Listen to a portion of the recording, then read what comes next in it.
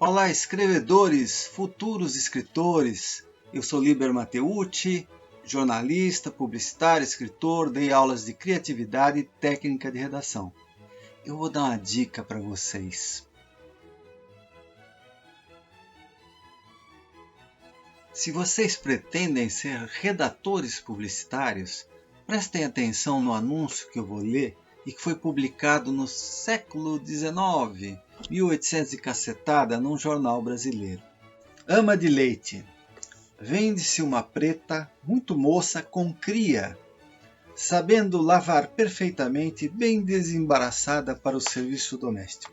É muito sadia, e o motivo da venda é não querer servir mais a seus antigos senhores. Para tratar, no Largo do Carmo, número 75, Sobrado. O mais curioso é que naquela época as pessoas não se davam conta do absurdo que era um ser humano escravizar outro, né? E eram cristãos, os brasileiros, né? Os jesuítas já tinham catequizado até os índios. E, no entanto, a sociedade aceitava que seres humanos fossem transformados em objetos, ou melhor, em mercadorias, né? Que é disso que se trata. E uma elite econômica detinha o poder de compra para fazer uso de seres humanos. No que essa publicidade nascente é diferente da atual? Se a gente fosse dar uma de Darwin, né, e tentar entender a coisa, aquele anúncio da escrava, ele seria o correspondente ao homem de Neandertal. E os anúncios atuais corresponderiam ao Homo sapiens ou ao Homo publicitários. E se vocês querem ser enquadrados nessa categoria, convém conhecer os vossos antepassados, não é? A minha dica nesse caso é: follow the money, sigam o dinheiro, porque é do dinheiro que todos esses hominídeos se alimentaram até agora.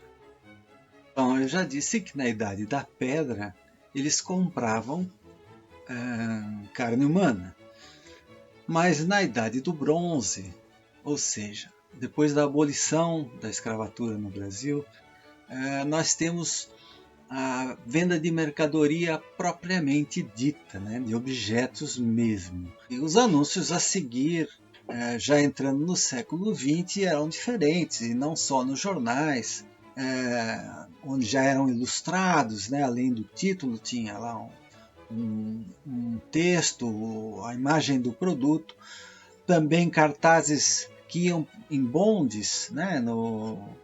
Nos bondes os passageiros estavam lá. Até tem um clássico no Brasil que era um cartaz que dizia: veja, ilustre passageiro, que belo tipo faceiro que você tem ao seu lado. E, no entanto, acredite, quase morreu de bronquite, salvou-o o rum creosotado. Em Portugal tinha um equivalente que era: padeiro, tenha sempre na lembrança, não me traga outro pão que não seja o pão Bragança. E até o grande Fernando Pessoa andou ganhando uns trocos para fazer anúncio, adivinhem do quê? Coca-Cola. Sim, brasileiros, os portugueses já sabem disso, mas ele, como o refrigerante era uma novidade, tinha um sabor esdrúxulo, ele concebeu a seguinte frase: primeiro estranha-se, depois entranha-se. Então, no início era assim: poetas, jornalistas, quem escrevia ia lá acabava sendo convidado para fazer alguma coisa e ganhar um troco com a publicidade. Depois, quer dizer, e nessa época os ilustradores começam também a entrar, artistas gráficos, né, pintores, começam a participar também desse novo nicho de mercado, com perdão da palavra, e eles começam a ganhar um dinheirinho ali também. E existe um anúncio que é importante que eu cite, porque ele vai permitir depois explicar o que é a criatividade dos anos 60, que foi uma grande revolução na publicidade, na redação e na direção de arte, né? Normalmente trabalhava, primeiro fazia, o Fernando Pessoa fazia lá o texto e vinha um artista e depois punha uma imagem, ou vice-versa. Mas trabalhavam separados. Um exemplo de um anúncio feito desse modo é do Leite Ninho, Nido, em Portugal, que tinha um bebê rosado, forte, saudável, e dizia: Leite Ninho, a saúde do bebê. Né? Ora, o que a imagem mostrava, um bebê saudável, rosadinho, o título dizia, havia uma redundância. Não é? Só que nos anos 60, nos Estados Unidos, numa agência chamada DDB, que é iniciais dos sócios, puseram dois camaradas para trabalhar juntos, né? Um diretor de arte e um redator, um copywriter.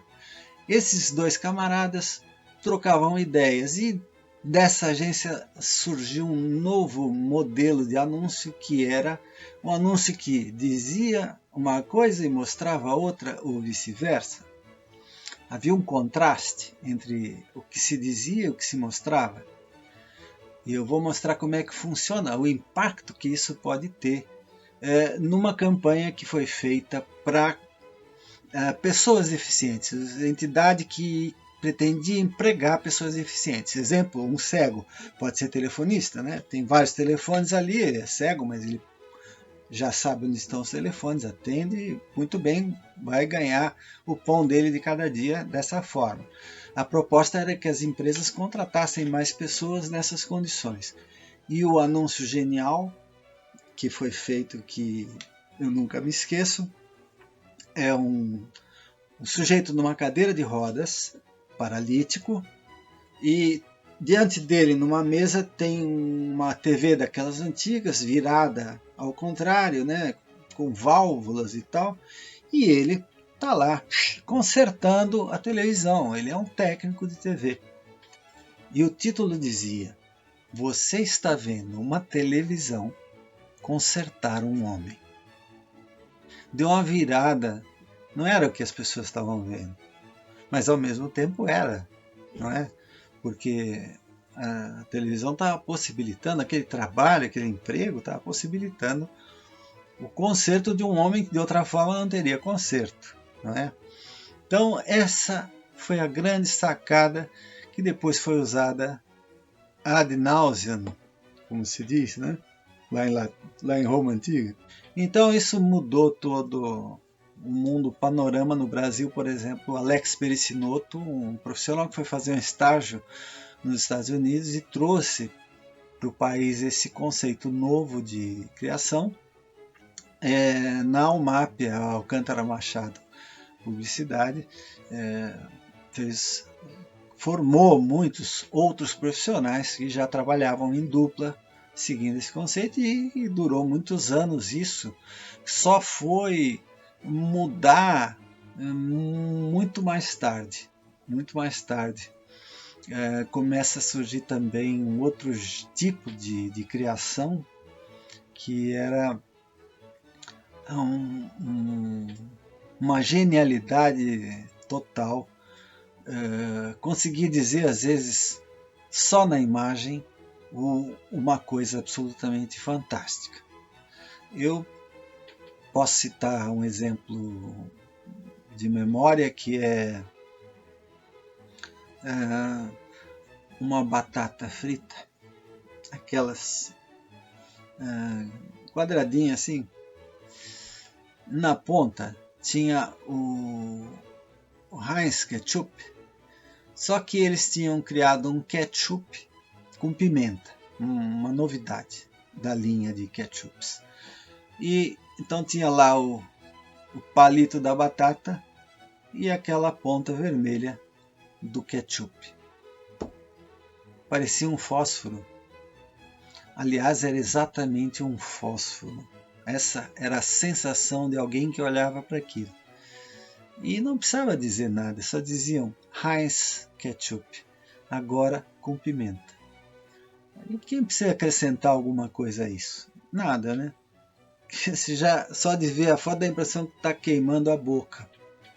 Então, essa é uma criatividade posterior àquela dos anos 60. E ela vigorou durante muito tempo. Por que que surge esse tipo de coisa no mundo? Para saber a resposta, já dei a dica. Follow the money. Né? Reparem que tudo isso que representa aí o grande avanço da publicidade nasce nos Estados Unidos, né? O maior país capitalista do mundo. Né? A grana lá, o movimento dos negócios, né? O consumo, o consumismo, né? Que era alimentado pela publicidade, é enorme, extrapola as fronteiras norte-americanas, né? O Brasil, satélite, como sempre, dos Estados Unidos, historicamente, acompanha o mesmo movimento. Também aqui, quem tem dinheiro, né, vai vender produto para a massa de consumidores.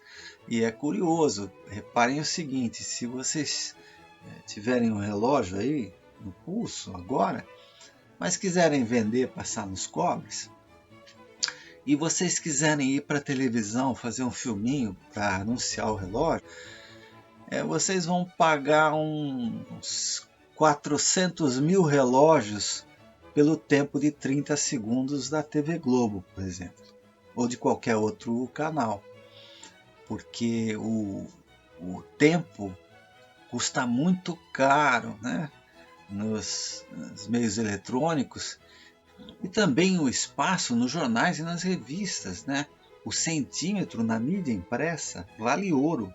Por que que surge depois o belíssimo e criativo anúncio da batata com o ketchup? Muito simples. Cada vez mais as empresas multinacionais faziam um anúncio no Brasil, outro na Venezuela, outro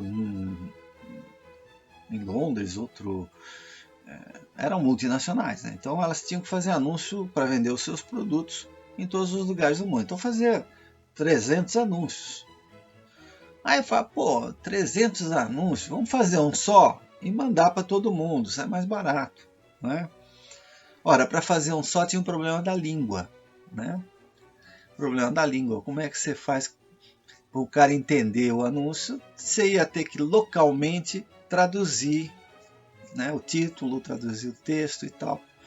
Então era mais negócio alguém com um talento, né, conseguir dizer as coisas com imagens.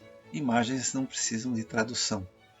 E imagens, nesse sentido, com essa criatividade, saíam muito mais barato. Que é tudo, né? Tudo que os caras querem. Eles querem produzir com o mínimo custo e obter o máximo resultado. Pequeno detalhe: o produto que eles vendem para nós consumidores, né? E podia custar 10, mas eles vão incluir o preço da publicidade no produto. Então quem vai pagar 15 somos nós. Nós somos a preta com cria. Essa é que é a verdade. Mas eu já falei muito e eu vou continuar a falar sobre isso num próximo vídeo, que ninguém assiste esses meus vídeos tão compridos. Tá bom? Então, está dada a dica. Tchau, tchau, Bambini. Até a próxima.